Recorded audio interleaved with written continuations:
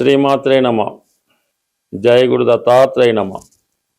ఈ వీడియోలో మనం కర్కాటక రాశి వారికి మే 16వ తారీఖు నుంచి 31వ తారీఖు మధ్యలో జరగబోయే మాస ఫలితాలు పరిశీలించినప్పుడు మరి కర్కాటక రాశి వారికి కుజుడు యోగకారకుడు.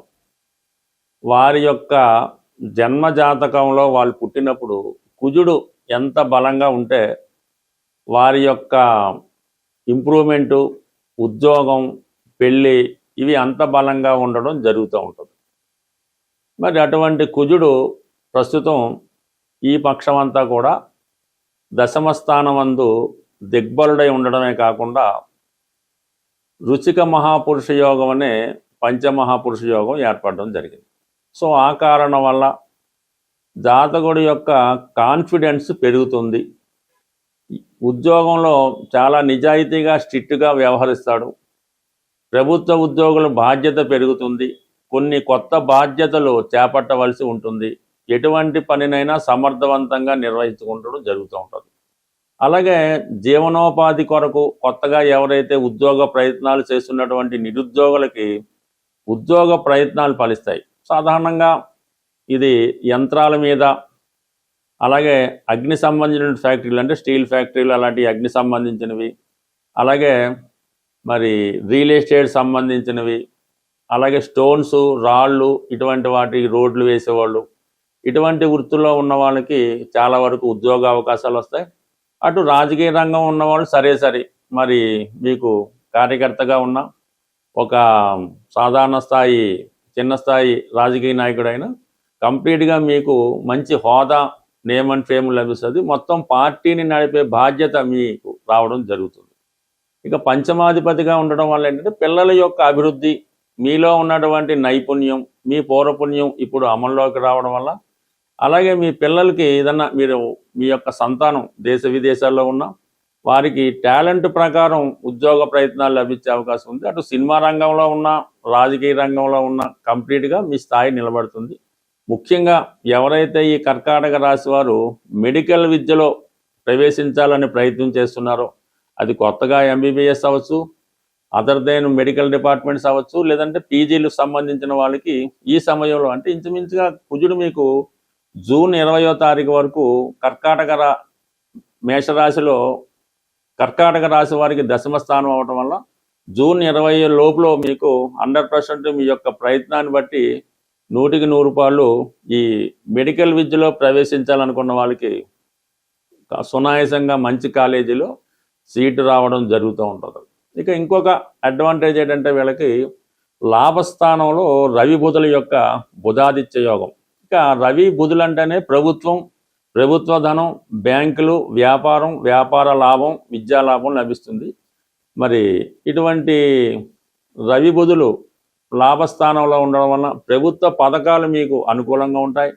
ప్రభుత్వ అధికారులు సహకరిస్తారు. అంటే మీ మేనమామలు అవ్వచ్చు, అలాగే మీ తండ్రి గారు అవ్వచ్చు, మీ విద్య నేర్పిన గురువు అవ్వచ్చు, లేదంటే ఒక బ్యాంకు సహకారంతో మీ యొక్క ఆర్థిక సహకారానికి సహకారం లభిస్తుంటుంది.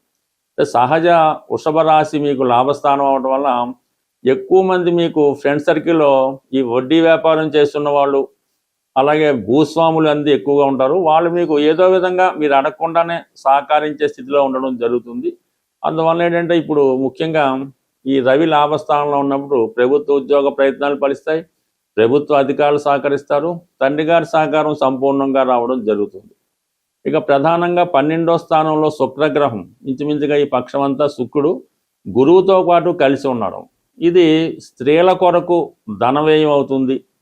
మీ పిల్లల యొక్క అభివృద్ధి కొరకు అంటే వాళ్ళు మీ సంతానం ఎవరైనా విదేశం వెళ్తున్నా, వారికి మీరైనా వివాహం చేయాలనుకున్న వివాహ సంబంధించిన ఖర్చులు, అలాగే కాలేజీలో చేరాలనుకున్న పిల్లల యొక్క ఆరోగ్యం కొరకు ఎక్కువ ధనాన్ని ముందుగానే మీరు డిపోజిట్ చేయడం జరుగుతుంది. అలాగే స్త్రీలతో పరిచయం ఏర్పడుతుంది. మీరు ఎవరినైతే కలిసి మీ జీవితాన్ని ఆనందంగా సంతోషంగా గడపాలనుకున్నారో అటువంటి హోదా కలిగిన మంచి ఆధ్యాత్మిక రంగంలో ఉన్న వాళ్ళు అవ్వచ్చు, మంచి మేధావులు, ప్రొఫెసర్ లాంటి వ్యక్తులు మీకు పరిచయం అవడం జరుగుతుంది. మీకున్నటువంటి సందేహాలు వాళ్ళ ద్వారా నివృత్తి చేసుకున్నారు. ఆగిపోయినటువంటి మీ విద్య తిరిగి పునఃప్రారంభం అయ్యే అవకాశం ఉంది. ఏదో కారణాల వల్ల విద్య మధ్యలో అయిపోతుంటుంది, అది తిరిగి మళ్ళీ మీరు ప్రారంభించుకోవచ్చు. అలాగే ఏదైనా వివాహ ప్రయత్నం మధ్యలో అయిపోయింది, తిరిగి మళ్ళీ ప్రయత్నం చేయడం వల్ల ఆగిపోయినటువంటి ప్రయత్నాలు తిరిగి నెరవేరుతాయి. అలాగే గతంలో మీకు దూరమైనటువంటి ఒక మిత్రుడు లేదంటే ఒక గర్ల్ ఫ్రెండ్ తిరిగి మళ్ళీ మీ జీవితంలో ప్రవేశించడం జరుగుతుంది. బట్ ఏదైనా ఒక ఈ కర్కాటక రాశి వారికి ఇప్పుడు ఉన్నటువంటి గ్రహాలు వరుసగా అంటే ఎనిమిదో స్థానంలో ఉన్నటువంటి రాహు కొన్ని అవమానాల్ని ఇబ్బందుల్ని పెట్టినా, భాగ్యస్థానంలో ఉన్నటువంటి శని ఆధ్యాత్మిక చింతన కలిగిస్తాడు. దశమంలో ఉన్నటువంటి కుజుడు ధైర్యాన్ని ఇచ్చి ఉద్యోగము స్థిరమైనటువంటి ఆదాయాన్ని ఏర్పాటు చేస్తాడు. లాభంలో ఉన్నటువంటి రవి బుధులు విద్యార్థులకు అనుకూలిస్తూ ఉంటుంది.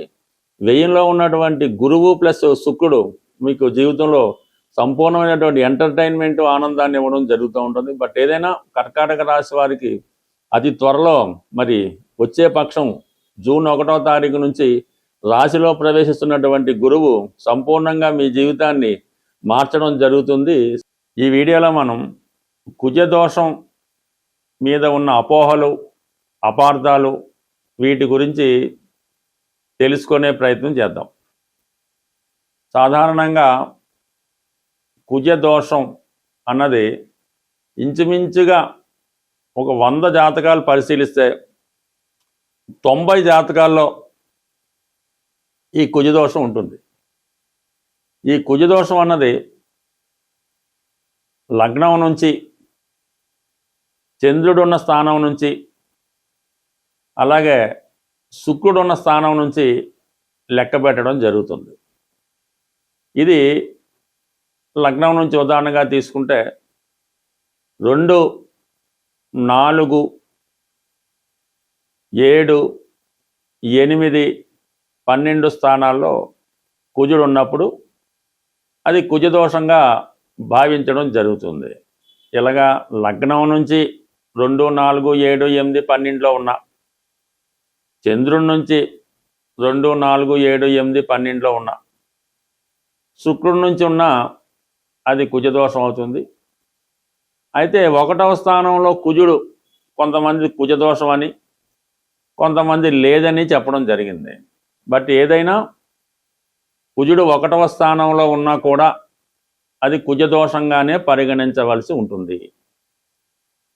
అయితే గురువర్గ లగ్నాలైనటువంటి మేష, కర్కాటక, సింహ, వృశ్చిక, ధనుస్సు, మీనరాశుల్లో రాశియందు లగ్నమందు గురువు ఉన్నా కూడా కుజదోషం కింద కాదని, వృషభం, మిథునం, కన్య, తుల, మకర, కుంభాల్లో లగ్నమందు కుజుడున్న దోషం అని చెప్పడం జరిగింది. బట్ ఎక్కడున్నా రాశి అందు కానీ లగ్నం కానీ ఉన్నటువంటి కుజుడు 4, 7, 8 స్థానాలను వీక్షిస్తాడు.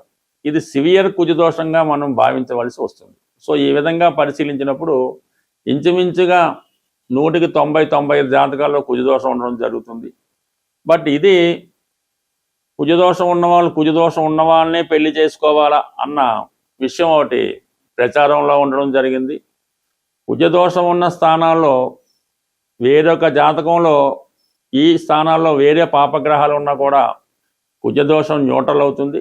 అయితే ఇది వ్యాపార దీక్షతో గాను తెలిసో తెలియకో కొంతమంది చూస్తున్న ప్రతి జాతకంలో కూడా వాళ్ళు ఏదో 10th పాస్ అయింది అమ్మాయి, ఏ కోర్సులో చేర్పించాలి, లేదంటే అమ్మాయి ఇప్పుడే జన్మించింది, ఏ పేరు పెట్టుకోవాలి, లేదా అమ్మాయికి ఏదో కొద్దిగా హెల్త్ బాగాలేదు, ఎలా ఉంటుంది, ఏ జాతకం మన దగ్గరికి అమ్మాయి జాతకం వచ్చినా కూడా అసలు విషయం మానేసి ఈ అమ్మాయి కుజదోషం ఉంది, ఈ కుజదోషం ఉండడం వల్ల పెళ్ళి అవ్వదు, లేదంటే ఇంకొక ప్రాబ్లం అది వస్తుంది, లేదంటే లవ్ అఫేర్ ఉంటుంది, ఈ విధంగా జాతకుడు చెప్పి దాని పరిహారం చేయించడం జరుగుతూ ఉంది.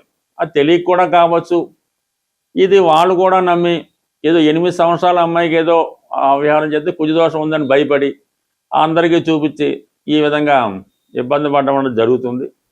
ఈ కుజదోషం ఉన్నవాళ్ళు కుజదోష పరిహారం చేసుకోవలసి వస్తే అది వివాహానికి ముందు, అంటే మనకు ఒక సంబంధం నిర్ణయమైన తర్వాత అబ్బాయి జాతకంలో కుజదోషం లేదు, అమ్మాయి జాతకంలో కుజదోషం ఉన్నది, అప్పుడు వాళ్ళిద్దరికీ పెళ్లి చేయాలనుకున్నప్పుడు అమ్మాయికి కుజదోష పరిహారం చేస్తే అప్పుడు ఆ దోష పరిహారం అయి తర్వాత చేసే పెళ్లి అనుకూలంగా ఉంటుంది కాబట్టి ఆ విధంగా చేసుకుంటే మంచిది తప్ప అసలు ఏ సంబంధం లేకుండా ముందే పరిహారం చేయించారనుకోండి అప్పుడు మళ్ళీ కుజదోషం లేని అమ్మాయి మళ్ళీ ఎక్కడ మనం ప్రయత్నం చేస్తాం, అది తప్పు. కాబట్టి కుజదోష పరిహారం అన్నది వివాహానికి ముందు చేయవలసినటువంటి క్రియ.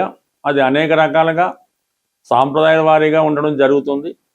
బట్ ఈ మధ్యకాలంలో ఒక అమ్మాయికి సాధారణంగా అంటే ఒక అబ్బాయి అనుకుందాం, ఈ అబ్బాయికి ఏముందంటే యాక్చువల్గా ఏదో ఒక అబ్బాయి జీవితంలో ఒకటే పెళ్లి రాసిపెట్టి ఉంది. కొద్దిగా లేటు, అతనికి ఉద్యోగం లేకపోవడం వల్ల లేదంటే వేరే సాంప్రదాయ వృత్తిలో ఉండడం వల్ల వివాహం లేట్ అవుతుంది. ఎవరో ఒక గుళ్ళో పూజారి చూపిస్తే ఈ అబ్బాయి కుజదోషం ఉంది, పెళ్ళి అవ్వట్లేదంటే సరే ఏంటి పరిష్కారం అంటే ఈ డూప్లికేట్ మ్యారేజ్ ఏదో అరటి చెట్టుతో పెళ్లి చేయలేదు చెప్పారు.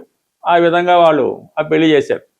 ఉన్నది ఒకే పెళ్లి అబ్బాయి జాతకంలో, ఈ అరటి చెట్టుతో పెళ్లి అయిపోయింది. ఇంకా తర్వాత 10 సంవత్సరాలైనా వివాహం అన్నది అబ్బాయికి కావలేకపోవడం జరుగుతుంది. బట్ అందువల్ల తెలిసి తెలియకో కొన్ని పరిహారాలు చేయడం వల్ల వారి జీవితంలో ఈ విధంగా పెళ్లి కాకుండా బ్రహ్మచారిగా ఉండిపోవడం కూడా జరుగుతుంది. కాబట్టి ఈ కుజదోషం గురించి పెద్దగా అపోహలొద్దు, చిన్నపాటి పరిష్కారంతో ఈ సమస్య సాల్వ్ అవుతుంది.